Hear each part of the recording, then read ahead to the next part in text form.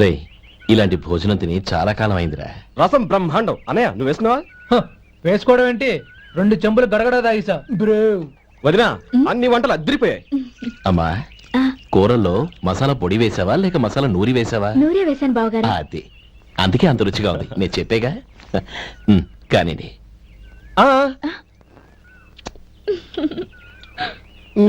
ఇప్పుడు పోయి వదినా.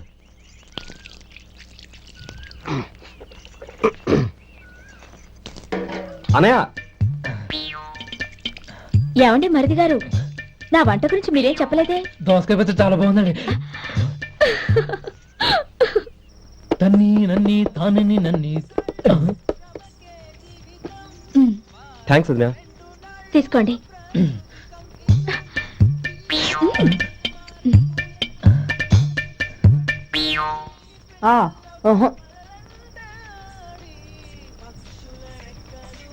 బావగారు తీసుకోండి. అమ్మా, నన్ను క్షమించమ్మా. అవే మాటలు బావగారు. పై కనకపోయినా నీ గురించి మనసులో అనుకున్నానమ్మా.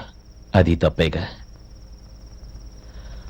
ఆ రోజు పెళ్లి జరిగిన తర్వాత నువ్వు మీ నాన్నగారు మాట్లాడుకోవడం నేను విన్నానమ్మా. నువ్వెక్కడ నా తమ్ముడిని నా నుంచి దూరం చేసేస్తావోనని భయపడ్డాను. కానీ నిన్న నువ్వు మీ నాన్నగారికి ఇచ్చిన సమాధానం విన్నాక నా మనసు కుదుటపడింది. నేనెక్కడ కష్టపడిపోతానోనని మా నాన్నగారి భయం. డబ్బుంటే కష్టాలేవి దగ్గరికి రావని నమ్ముతారాయన. అసలు అవసరానికి మించిన డబ్బే అన్ని అనర్థాలకు కారణమని మా నాన్నగారు ఇంకా తెలుసుకోలేదు. ఆయన తృప్తి కోసం ఆ రోజు నేను సరే అన్నాను. శభాషమ్మా, చాలా గొప్ప మాట అన్నావు. మేము పాలో నీళ్ళో మాకు తెలియదు గాని నువ్వు మాత్రం పచ్చదనవేనమ్మా. నువ్వు మా ఇంటి కోడలిగా రావడం నిజంగా మా అందరి అదృష్టం. నిజమమ్మా. ఆ అదృష్టం మీది కాదు బావగారు, నాది. నేనెక్కడ బాధపడతానోనని నేను చేసిన రుచి పచిలేని కూరల్ని చాలా గొప్పగా ఉన్నాయని పొగిడారే, అది మీ అందరి సంస్కారం. అబ్బే అదేం లేదమ్మా, బానే ఉన్నాయే. ఆవంటే నేను తిన్నాను బావగారు, ఎందులోనూ ఉప్పు లేదు. మీరు సరే, మీ రెండో తమ్ముడు గారు ఇంకో మెట్టు పైకెళ్ళి దోసకాయ పచ్చడి చాలా బాగుందన్నారు. నిజమేగా? అసలు ఈ రోజు నేను దోసకాయ పచ్చడే చేయలేదు బావగారు.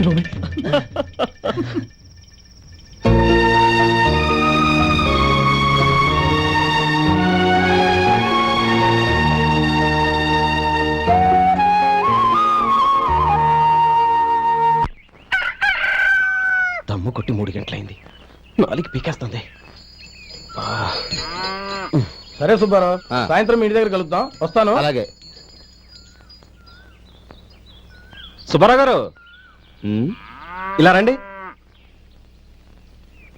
అవును, నా పేరు మీకెలా తెలుసు? మీ పేరు ఒకటే కాదు, మీ గురించి చాలా తెలుసు. చాలా తెలుసా? ఏంటవి? కంగారు పడకండి. అవును, మీరు బీడీఎం స్టైల్ గా కలుస్తారంటగా? మీకెవరు చెప్పారు? అదే, మీ గురించి అన్ని నాకు తెలుసు అని చెప్పానుగా. ఏది బీడీ ఒకసారి కాల్చండి. ఏం లేదు బాబు, బీడీ కట్ట ఇలా తీసి దాన్ని ఇలా నలిపి అందులో నుంచి ఒక బీడీ తీసి ఇలా స్టైల్ గా. అదేంటి? ఒక చిన్న చేంజ్. ఓ పని చేద్దాం, బీడీ నేను కలుస్తాను, నా స్టైల్ ఎలా ఉందో మీరు చెప్పండి. అగ్గిపెట్టి ఉందా? లేదు. లేదా? లేదు. అగ్గిపెట్టి కూడా లేకుండా ఎందుకయ్యా బయలుదేరా? పైగా పెద్ద స్టైల్ ఒకటి. వెళ్ళాలా, వెళ్ళి పని చూసుకో. పొద్దున బరింటో దొరికడరా బాబు.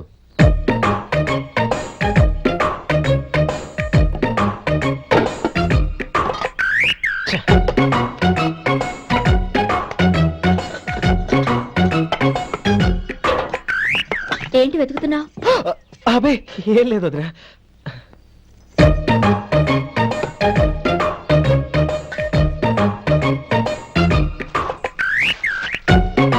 నువ్వు వెతికే దీనికోసమేగా. పర్వాలేదు, తీసుకో. తీసుకో. థ్యాంక్ యూ వదినా.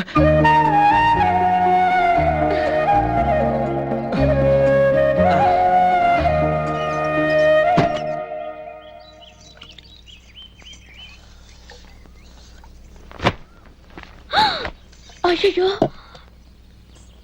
బావగారు స్నానానికి వెళ్తున్నారా? అవునమ్మా. ఒక్క నిమిషం, వేడి నీళ్ళు పెట్టాను. కాగ్గాని పిలుస్తాను. నాకు వేడినీళ్ళు అవసరం లేదమ్మా, చన్నీళ్ళతో. అది కాదండి, వేడి నీళ్ళు పెట్టేశారుగా, ఒక్క నిమిషంలో రెడీ అయిపోతాయి. పైగా ఈ వయసులో చన్నీళ్ళ స్నానం అంత మంచిది కాదండి. 40 ఏళ్ళ నుంచి చేస్తున్నానమ్మా, ఈ రోజు నాకు కొత్త ఏంటి? నే చన్ని.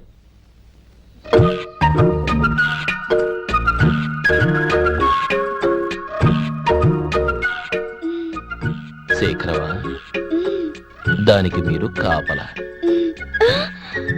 గొప్ప వదిన, గొప్ప మరిది. బాగుంది. ఏం కాలుస్తున్నాడు? వేడి. బీడి. ఎలాగూ కాలుస్తున్నాడని తేలిపోయిందిగా, అడ్డమైనవి కాల్చి ఆరోగ్యం పాడు చేసుకోదని చెప్పు. అవేవో దూది పెట్టిన సిగరెట్లు ఉంటాయంటగా, ఫిల్టర్. అవే వాటిని కాల్చమని చెప్పు. ఇదిగో, నేను చెప్పినట్టు చెప్పుకో. ఆ? ఆ.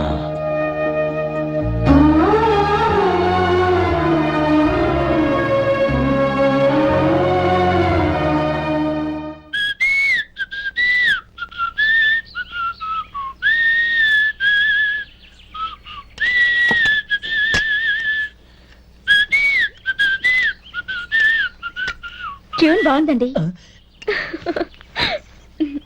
కాఫీ తీసుకోండి. అక్కడ పెట్టండి. నేను ఇస్త్రీ చేస్తాను, మీరు జరగండి. పర్లేదు. అది కాదండి, మీరు వెళ్ళి త్వరగా స్నానం చేసి రెడీ అవ్వండి, ఈలోగా నేను చేసి పెడతాను. పర్లేదండి. నా బట్టలు కూడా ఇస్త్రీ చేసుకోవాలి, మీరు వెళ్ళండి. అలాగేనండి. అయ్యో, కాఫీ తీసుకెళ్ళండి. కాలుతుంది, జాగ్రత్త.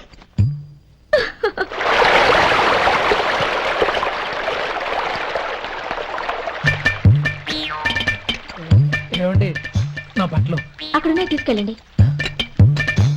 అయ్యో, అదేంటండి, ఆ బట్టలు వేసుకున్న బయటకు వెళ్తారు? అయ్యో, చాలా అసహ్యంగా ఉంటుందే.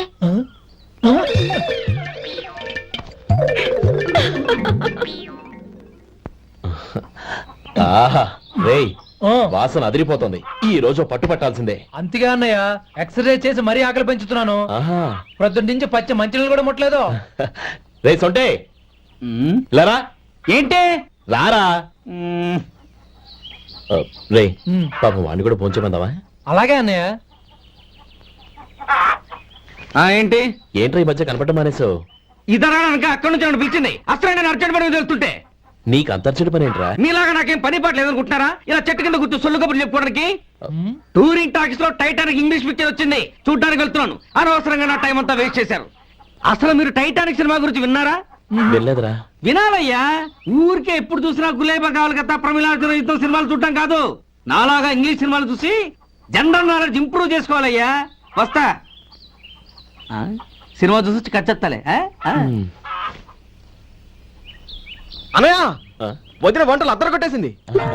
కోడి జాయింట్, చేపల పులుసు, మటన్ కుర్మా, కోడి గుడ్లు, చికెన్ బిర్యానీ.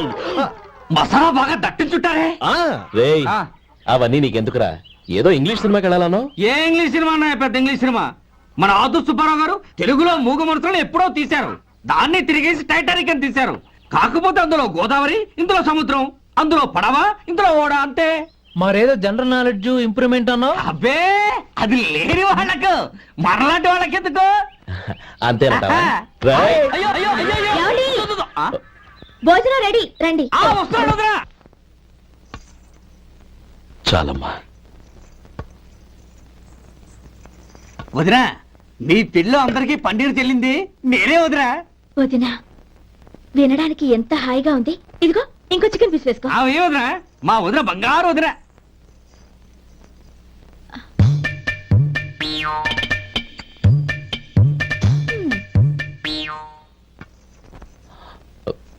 ఇంకో ముక్క వేనా? అదేంటి కౌరి, తమ్ముడికి చికెన్ అంటే చాలా ఇష్టం, వాడికి వేయలేదే? అయ్యయ్యో, ఈయన మీ తమ్ముడా? నాకు తెలీదండి. ఒక్కసారైనా నా మొహం చూసి మాట్లాడాలిగా, ఒక్కసారైనా నా నొదినాన్ని పిలవాలిగా, అప్పుడేగా తన నా మరిదని నాకు తెలిసేది. వాడికి చిన్నప్పటి నుంచి కాస్త సిగ్గెక్కువమ్మా. కాస్త ఎక్కువైతే పర్వాలేదు బావగారు, ఈయనకి మరీ ఎక్కువ. చూడు గోపి, ఎందుకు సిగ్గు? అన్న భార్యని వదినమ్మ అంటారు. అంటే వదిన అమ్మతో సమానం అన్నమాట. అమ్మని చూసి ఎవరైనా సిగ్గుపడతారా?